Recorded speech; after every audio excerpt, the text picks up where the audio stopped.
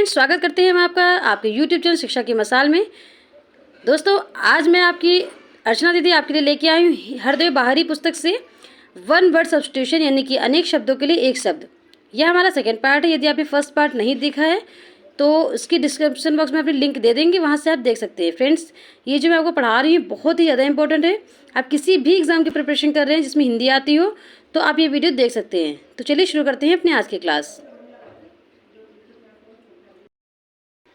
देखिए, इसमें पहला है आंतों में होने वाला अर्थात आंतरिक। जैसा कि आप देख सकते हैं, ये आंतों में होने वाला यानी आंतरिक। अकस्मात या एक घटित होने वाला यानी आकस्मिक। आकाश को चुमने वाला, जिसे एक शब्द में कहेंगे गगनचुंबी।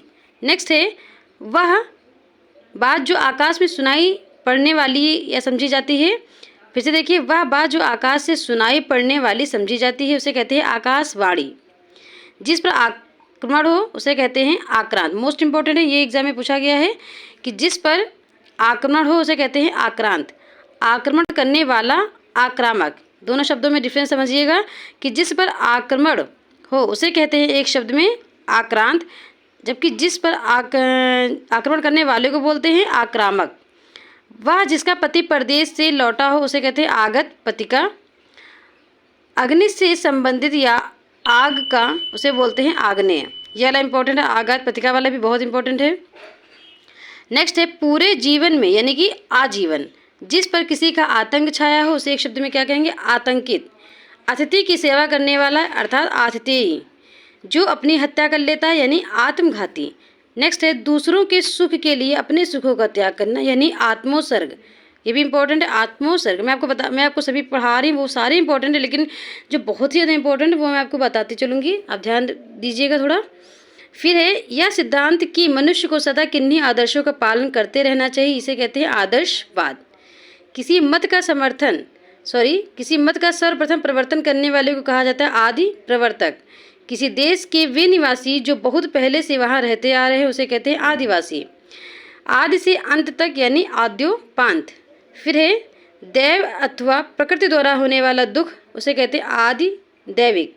भूतों अथवा जीवों द्वारा होने वाला दुख उसे कहते हैं आदि भौतिक। दोनों में अंतर देखिएगा। जब प्रकृति के द्वारा कोई दुख प्राप्त होता है, जैसे कि अचानक सुनामी आ जाती है तो काफ़ी लोगों की इसमें मृत्यु हो जाती है, बहुत सारी तकलीफ़ें देखने को उसमें मिलती हैं लोगों को। तो इस प्रकार जो प्रकृति द्वारा होने वाला जो दुख है उसे कहते हैं आदि दैविक। और जो जीवों द्वारा यानी लोगों द्वारा, जो भूतों प्रेतों द्वारा या किसी व्यक्ति के द्वारा जो दुख प्राप्त होता है उसे कहते हैं आदि भौतिक। फिर किसी वस्तु को आधुनिक रूप देने की क्रिया को कहा जाता है आधुनिकीकरण। नेक्स्ट है आत्मा और ईश्वर से संबंध रखने वाले को कहा जाता है आध्यात्मिक। चलिए नेक्स्ट देख लेते हैं इसमें। फ्रेंड, नेक्स्ट है इसमें जो किसी वंश में बराबर चलता आया है उसे कहते हैं आनुवांशिक। अपराधों से संबंध रखने वाले को एक शब्द में कहा जाता है आपराधिक। पैरों से सिर तक यानी कि आपाद मस्तक। मोस्ट इंपॉर्टेंट है ये वाला कि पैरों से सिर तक, जिसे एक शब्द में कहा जाता है आपाद मस्तक। नेक्स्ट है जिसकी कामनाएं पूरी हुई हो उसे कहते हैं अप्रकाश। आभार मानने वाले को एक शब्द में कहा जाता है आभारी। मरते दम तक यानी कि आमरण। प्राणियों के पेट की वा थैली जिसमें भोजन पचता है उसे एक शब्द में कहते हैं आमाशय। एक देश द्वारा दूसरे देशों से वस्तु को मंगाया जाता है, इसे कहते हैं आयात करना। और जब बेचा जाता है, जैसे कि हम एक देश द्वारा दूसरे, जब हमारे देश में कोई वस्तु बाहर के देश से आती है तो उसे एक शब्द में कहेंगे आयात करना। और जब हमारे देश से दूसरे देशों में हम बेचने के लिए भेजते हैं तो उसे हम कहते हैं निर्यात। फ्रेंड्स, उसे कहते हैं क्या, निर्यात करना। नेक्स्ट है कि वह जो दूसरे देशों से वस्तुओं को आयात करता है उसे आयातक कहते हैं और बेचने वाले को निर्यातक कहते हैं एक शब्द में। आयोजन करने वाला व्यक्ति यानी कि आयोजक। नेक्स्ट है धन से संबंधित रखने वाला यानी कि आर्थिक। ठीक है, जो किसी वस्तु या व्यक्ति के गुण दोषों की आलोचना करता हो एक शब्द में उसे कहेंगे आलोचक। ये देखिए आलोचक। आलोचना, जो आलोचना की योग्य हो उसे कहेंगे एक शब्द में फ्रेंड्स, उसे कहेंगे हम आलोच्य। नेक्स्ट है आशा से बहुत अधिक यानी कि आशातीत। ये भी मोस्ट इंपॉर्टेंट है। वैसे तो इंपॉर्टेंट सभी हैं, पर फ्रेंड्स जो मैं बता रही हूँ बहुत ही ज़्यादा इंपॉर्टेंट है। जैसे कि ये वाला आशातीत वाला है, आशा से बहुत अधिक मतलब आशातीत। देखिए, भले ही ये क्वेश्चन नॉर्मल लगते हैं, ऐसा लगता है बच्चों को कि वो कर लेंगे आसानी से, लेकिन हम आपको बता दें यही क्वेश्चंस आपके एग्ज़ाम में 1-2 नंबर से जो बच्चे फेल हो जाते हैं उसमें नंबर बढ़ाने में काफ़ी भूमिका अदा करते हैं। यही क्वेश्चंस ऐसे हैं जो होते तो ईजी हैं, बट यदि आप नहीं कर पाते सही से उन्हें तो आपके मार्क्स कट जाते हैं, और यदि आपने ये क्वेश्चन सही कर लिए तो हो सकता है आपको 2-3 मार्क्स बढ़ भी जाएँ। तो फ्रेंड्स इसे इग्नोर मत करिएगा, बहुत ध्यान से इसे पढ़िएगा। फिर नेक्स्ट है कि वह कवि जो तत्काल कविता डालता है उसे कहते हैं आशु कवि। वह क्लर्क जो आशु लिपि यानी कि शॉर्ट हैंड जानता है उसे कहते हैं आशु लिपिक। जिसे विश्वास या दिलासा दिलाया गया हो उसे एक शब्द में कहेंगे आश्वस्त करना। ठीक है, अब हम यहाँ पे देख लेते हैं। प्रायः वर्षा ऋतु में आकाश में दिखाई देने वाले 7 रंगों वाले धनुष को कहते हैं इंद्र धनुष। एक शब्द में क्या कहेंगे इसे? इंद्र धनुष। फिर इंद्रियों को वश में करने वाला इसे कहते हैं इंद्रिय जीत। यहाँ पे बहुत ध्यान से समझिएगा क्योंकि तीनों पॉइंट्स एक ही जैसे लगते हैं पर तीनों अलग अलग हैं। लिखा है इंद्रियों को वश में करने वाला, उसे एक शब्द में कहा जाता है इंद्रिय जीत। इंद्रियों पर किया जाने वाला वश उसे एक शब्द में कहते हैं इंद्रिय निग्रह। जो इंद्रियों की पहुंच से बाहर हो उसे एक शब्द में कहते हैं इंद्रियातीत। अपनी इच्छा के अनुसार सब काम करने वाला जिसे कहा जाता है इच्छाचारी। किसी चीज़ या बात की इच्छा रखने वाला इसे एक शब्द में कहेंगे इच्छुक। किन्हीं घटनाओं का कार्यक्रम से किया गया वृत्त मतलब इतिवृत्त। किसी देश या समाज के सार्वजनिक क्षेत्र की घटनाओं तथ्यों आदि का क्रमबद्ध विवरण मतलब इतिहास। इतिहास का जानकार जिसे कहते हैं इतिहासज्ञ। नेक्स्ट है इमारत के लिए या इमारत से संबंधित अर्थात इमारती।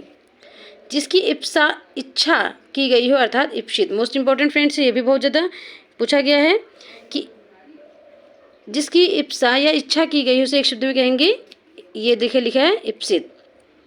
आप शब्दों को बहुत ध्यान से समझिएगा क्योंकि यही शब्द आपके वर्तनी में भी काम आते हैं, यानी कि जो एग्जाम में शुद्ध वर्तनी वाले शब्द पूछे जाते हैं क्वेश्चन उसमें भी काफ़ी काम आते हैं। तो बहुत ही ध्यान से पढ़िएगा ताकि अगर ये क्वेश्चन उसमें शुद्ध वर्तनी में आ जाए कि इप्सित करेक्ट कैसे लिखा जाता है इप्सित, तो आप सही तरीके से फ्रेंड्स लिख सकें। तो इसे बहुत ध्यान से शब्दों को देखिएगा। नेक्स्ट है इसमें जो दूसरों की उन्नति देखकर जलता हो उसे एक शब्द में कहेंगे ईर्ष्यालु है। जिससे बढ़कर ऊंचा कोई ना हो एक शब्द में से कहेंगे उच्चतम। बहुत आगे बढ़ जाने की आकांक्षा मतलब उच्चाकांक्षा। नेक्स्ट है ऊपर आने वाला श्वास इसे कहेंगे उच्छ्वास। उसके बाद है नीचे की ओर आना या जाना जिसे हम कहेंगे उतरना। नेक्स्ट है ऊपर की ओर उछाला या फेंका हुआ उसे कहेंगे उच्छिप्त। फ्रेंड्स क्या कहेंगे एक शब्द में? उच्छिप्त। देख लीजिए कैसे लिखा हुआ है ये उच्छिप्त। ठीक है, गलत मत लिखिएगा आप।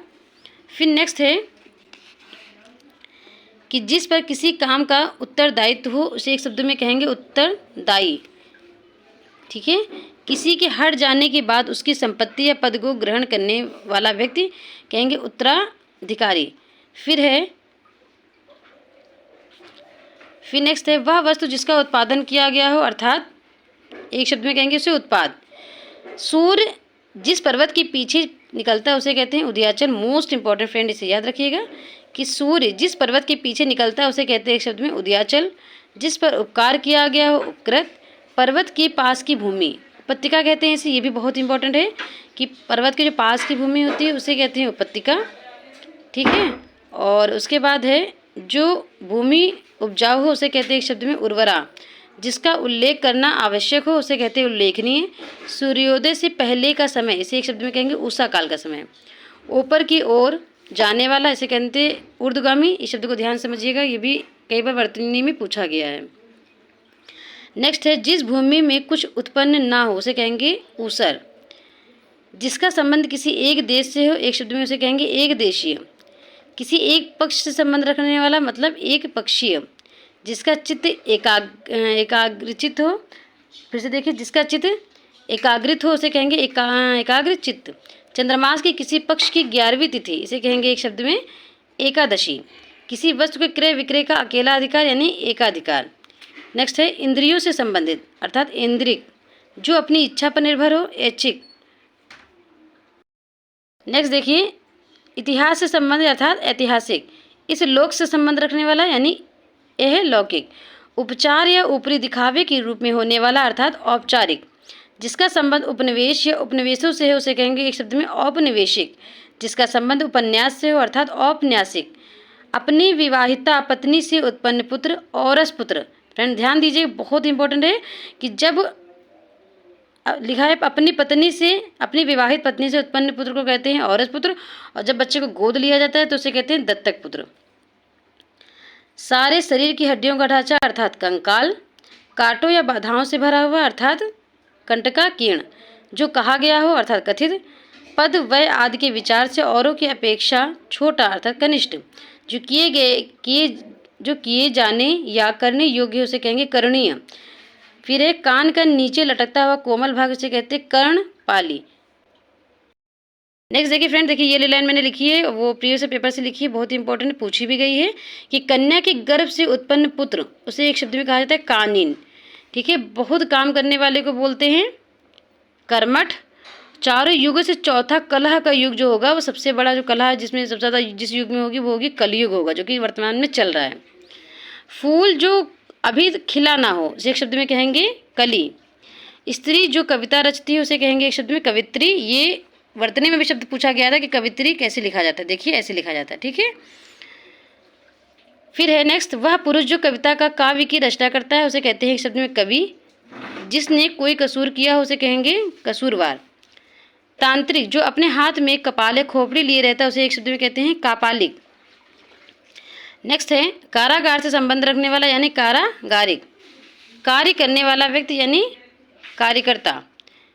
किन्हीं निश्चित कार्यों के निर्वाह के लिए बनाई गई समिति एक शब्द में कहेंगे कार्य समिति। सो फ्रेंड्स, मिलते हैं आपसे अपने नेक्स्ट क्लास में। हमारे चैनल को लाइक शेयर सब्सक्राइब जरूर कर दीजिएगा। और नेक्स्ट क्लास में हम आपको पढ़ाने वाले हैं इसी के प्रीवियस ईयर पेपर जिसमें वन वर्ड सब्स्टिट्यूशन पूछे गए हैं। सो फ्रेंड्स, तब तक के लिए धन्यवाद। जय हिंद, जय भारत।